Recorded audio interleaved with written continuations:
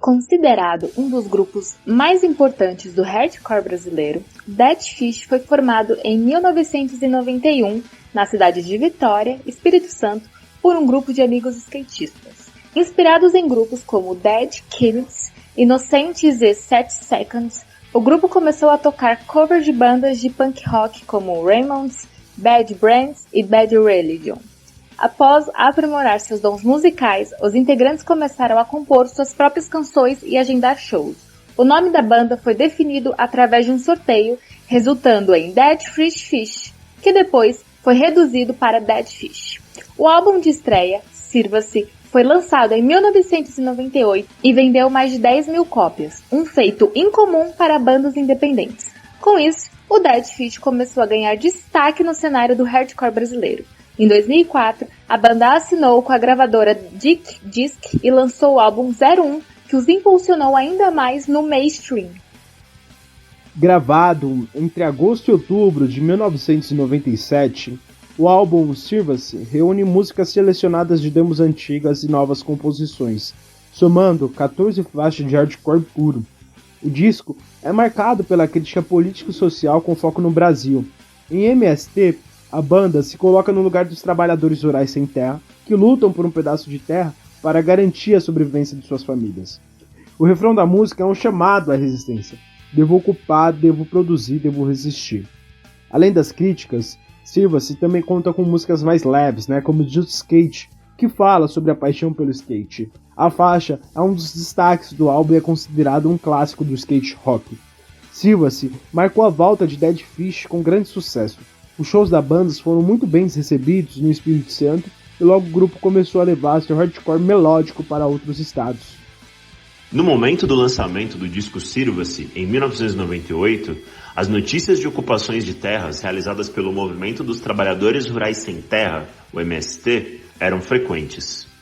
Durante décadas, o MST foi o principal movimento social brasileiro e uma música em sua homenagem era mais do que justa. Enquanto a luta por terra pulsava pelo interior do país, a mídia hegemônica seguia sua dinâmica de criminalização dos movimentos sociais. Latifundiários apareciam nos jornais durante o horário nobre, indignados por terem suas propriedades, entre aspas, invadidas. Enquanto as vozes dos trabalhadores rurais que ocupavam as terras improdutivas jamais eram ouvidas. Nesse contexto, as bandeiras vermelhas do MST tremulavam alto nos campos ocupados pelo Brasil, reivindicando a reforma agrária que até hoje ainda está por vir.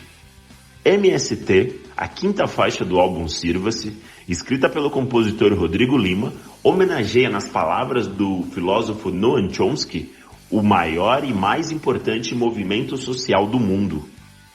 Rodrigo Lima nasceu em Vitória, Espírito Santo, em 1973.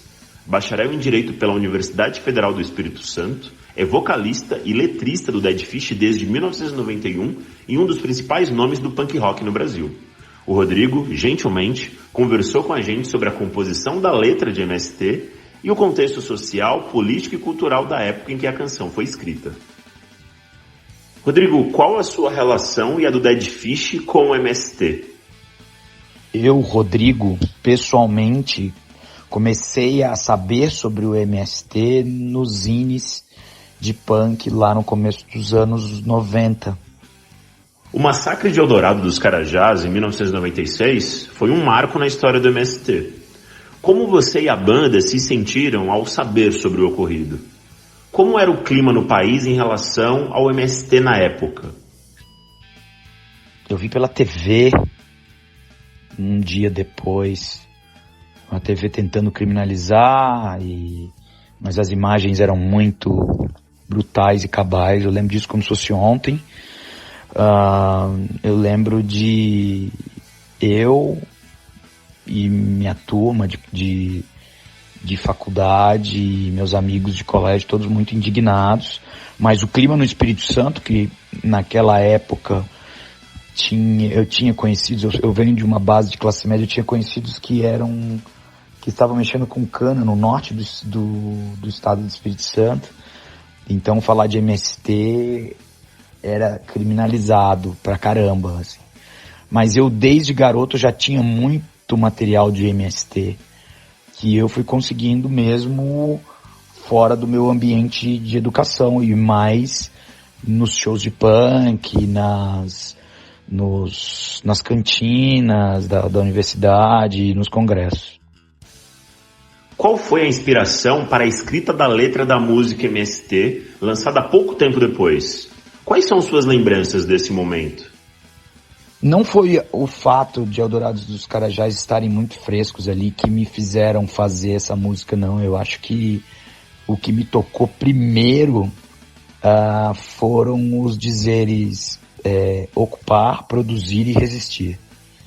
E dali a gente foi reveladora essa máxima, e dali a gente foi começando a ter mais contato com as pessoas que estavam nas ocupações. Do Espírito Santo teve um prefeito progressista chamado Vitor Boas, que era do Partido dos Trabalhadores, que inclusive também fez a gente saber bastante coisas da causa palestina, né, por ele ser um descendente de árabes, e também coisas do MST. Logo depois ele se tornou governador, ele foi muito malhado, muito detonado pela mídia de massa, pela Gazeta principalmente, mas a coisa do ocupar, produzir e resistir, a gente trouxe muito pro nosso viés de punk mesmo, de estar num cenário e de ter um papel estético e social, né, a cumprir. A gente estava muito fechado com a ideia do punk de libertar o mundo para que todo mundo pudesse usufruir das riquezas do Brasil, né? Na letra, há o dado preciso sobre a concentração fundiária daquele período no Brasil. 0,9% dos produtores possuíam mais de 35% das terras. Passados mais de 20 anos, em 2016, o relatório Terrenos da Desigualdade, Terra, Agricultura e Desigualdades no Brasil Rural, da Oxfam Brasil, identificou que 45% da área rural brasileira está nas mãos de menos de 1% dos produtores. Ou seja, a concentração de terras aumentou ainda mais. O que você acha desses dados? Sim, falando dos dados fundiários daquela época, a gente foi pesquisar. Isso eu me lembro muito vivazmente da gente pesquisando. Não tinha muita internet, né? Apesar de ser um álbum de 97, 98, a gente não tinha tanto acesso. A gente procurando e indo atrás de registros. A prova de que pouca coisa mudou é que a gente precisa agora mais do que nunca, numa crise planetária e climática, mais do que nunca, de uma reforma agrária no Brasil, que é um celeiro e pode produzir muito mais limpamente e muito mais ecologicamente, né? É uma tristeza a gente saber que pouco ou nada mudou 20 e tantos anos depois. É possível verificar hoje uma popularização do MST entre jovens de diferentes classes, raças, gêneros, etc. Sobretudo através do uso do tradicional boné do movimento. Como você vê o alcance dessa ferramenta de propaganda do MST? A propaganda é muito importante numa sociedade de economia de mercado, mas a propaganda só não basta. Eu acho que aqui, pensando pessoalmente, que já estou envolvido com as ideias e sei do MST quase minha vida inteira, a forma de se lutar por terra, a forma de se estruturar um movimento levou as pessoas a comprarem o boné. Não ao contrário, as pessoas comprarem o boné e depois se informarem sobre o movimento. A propaganda num movimento que quer reforma agrária, que quer esclarecer pela base, não pode ser a primeira coisa. Pode ser a segunda e a terceira, mas o boné é uma consequência, não um motivo final. O Dead Fish teve um importante papel na formação política de jovens nos anos 1990 e 2000, e isso se mantém hoje. O que você acha dessa influência da banda na formação dos seus fãs? Eu me sinto aos 50 anos privilegiado de tocar as cabecinhas de garotos de 19, 20 e poucos anos, mesmo, porque eu acho que o punk tem 40 e tantos anos, é uma estética que envelheceu, mas eu, pensando aqui cá com os meus botões, o rock envelheceu de uma forma estranha né, que prestigiou ali talvez o macho boboca, e o punk não, o punk sempre, desde sempre teve uma discussão muito grande interna. Eu acho que se tem um viés que é importante na música rock mundial, é essa estética punk, de questionar e de trazer novas ideias e se manter em movimento. Eu me sinto feliz aos 50 por ainda estar aprendendo e por ainda estar ensinando. Em 2015, o Instituto Nacional de Colonização e Reforma Agrária, o INCRA, divulgou dados que revelam a concentração fundiária no Brasil. Apenas 2,3% dos imóveis rurais concentram quase que metade de toda a área do país registrada pelo órgão. São 244 milhões de hectares que, seguindo a dinâmica das capitanias hereditárias, estão nas mãos de poucas famílias e são utilizados para a produção agrícola no modelo de exportação. Essa concentração de terras impede o acesso à terra para a maioria da população rural e dificulta a produção de alimentos para o consumo interno. Dados oficiais da União estimam que 70% dos alimentos que chegam às nossas mesas são produzidos por pequenas propriedades e pela agricultura familiar. Além disso, estima-se que 175 milhões de hectares da área concentrada são considerados improdutivos e estariam legalmente aptos para a redistribuição fundiária. Essa redistribuição seria uma forma de promover a justiça social e garantir o acesso à terra para todos os brasileiros.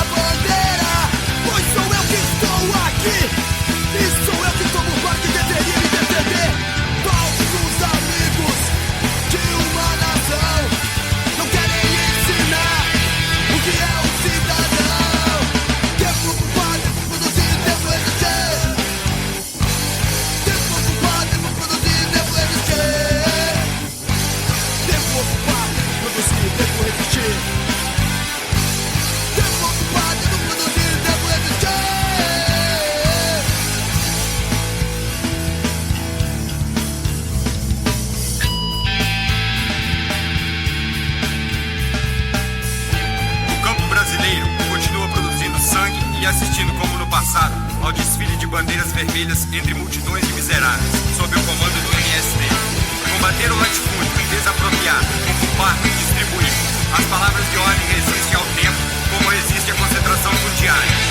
0,9% dos produtores detêm mais de 35% das terras. A ganância dessa elite já foi demais. 400 anos de massacre também já é demais. Vão ocupar, vão produzir, vão encher. Vão ocupar, vão produzir, vão encher. Vão ocupar, vão produzir, vão resistir. Vão ocupar, vão produzir, vão encher. Poder ao povo.